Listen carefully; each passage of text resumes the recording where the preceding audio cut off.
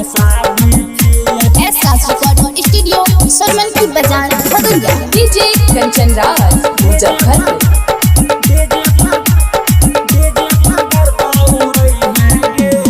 कान में बाली होठा लाली लगाई के हमारा घर चलिए हैं गे।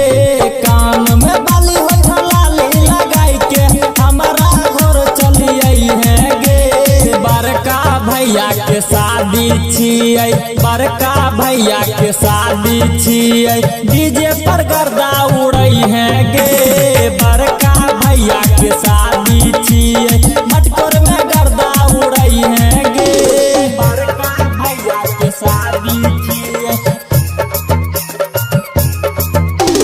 डीजे कंचन राज मुजफ्फरपुर। पटना से हम पायल मंगेबो, आरा से सिंगार गे। हबरा से होठ लाली मंगेबो, कर दी है तो धमाल गे। कर दी है तो धमाल गे, कर दी है तो धमाल गे। पटना से हम पायल मंगेबो, आरा से सिंगार गे। हबरा से होठ लाली मंगेबो, कर दी है तो धमाल गे। कैमरा वाला लफुआ छौरा से कहियो नहीं शरमई है गे। बड़का भैया के छियै उ साला, डीजे पर गर्दा उड़ै है गे। बड़का भैया के छियै उ साला, डीजे पर गर्दा उड़ै है गे। बड़का भैया के शादी छियै। डीजे कंचन राज मुजफ्फरपुर।